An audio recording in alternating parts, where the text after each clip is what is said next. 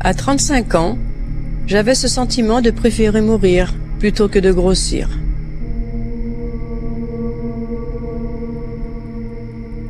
Je me trouvais grosse à 62 kilos. Je gérais cette obsession de différentes façons. Vous savez, la boulimie, les pilules minceurs, et j'étais prête à tout pour ne pas grossir. Un ami prenait de la méthamphétamine et je lui en ai demandé un tout petit sachet. Je ne voulais pas me droguer. Je voulais juste en prendre assez pour me couper l'appétit. C'était tout ce que je voulais. Perdre 5 kilos et peser à nouveau plus ou moins dans les 55.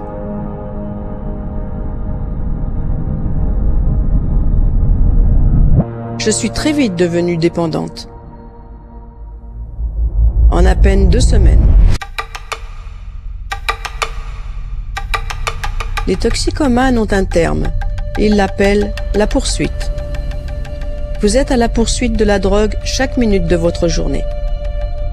Un soir, je pense que mon mari en avait plus qu'assez de cette situation. Il était sur le point de me quitter.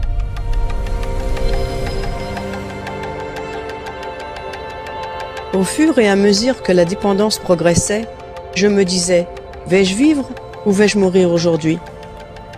J'ai donc pris une vingtaine de décontractants musculaires et j'ai bu toute une bouteille de tequila et j'ai fini aux urgences.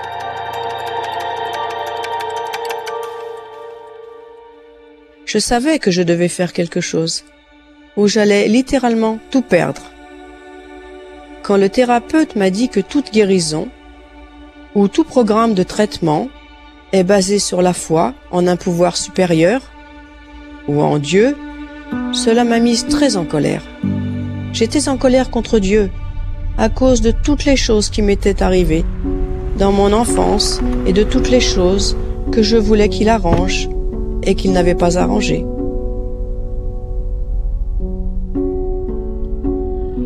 À l'époque, on appelait ça de la discipline. J'étais en colère contre lui, vraiment en colère. Toutes personnes dépendantes savent que d'autres problèmes alimentent leur dépendance.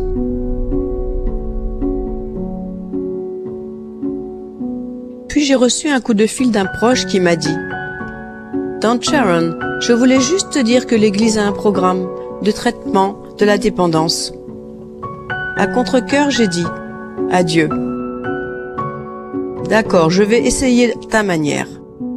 Et si cela ne marche pas, alors tu ne peux pas m'accuser, parce que c'est la dernière fois que je fais appel à toi. En accomplissant les étapes, je suis arrivée à l'étape 3, qui est de faire confiance à Dieu, de remettre sa volonté entre ses mains. D'accord, maintenant tu me dis encore la même chose. Je dois faire les choses à ta manière. Je ne pouvais pas voir. La véritable aide est venue un jour, en lisant un article dans l'Ensign, un magazine spirituel que je m'étais promis de ne jamais lire. Et cet article parlait de la femme de Lot. On a demandé à Lot et à sa famille, bien sûr, de quitter la ville. Elle allait être détruite. Et ils ont été avertis, quand vous quittez la ville, ne regardez pas en arrière. Et nous savons tous que la femme de Lot a regardé en arrière et s'est transformée en statue de sel. Pourquoi cela lui est-il arrivé? Pourquoi a-t-elle été transformée en statue de sel juste pour s'être retournée? L'article disait que ce n'était pas tant parce qu'elle s'était retournée, mais parce qu'elle avait regardé en arrière avec regret, avec le désir ardent de retrouver les choses qu'elle avait laissées à Sodome et Gomorrhe. Son cœur y était encore. Quand j'ai lu ces paroles, j'ai compris que c'était moi, j'étais la femme de Lot. Je regardais en arrière et je désirais des choses qui n'existaient plus. J'étais à la recherche d'une vie qui me détruirait si je retournais. Pour moi, l'étape 3, c'est faire confiance à Dieu. Et comprendre que le Créateur de cet univers peut non seulement vous aider à guérir, mais il peut littéralement vous accorder une nouvelle vie. un nouveau cœur.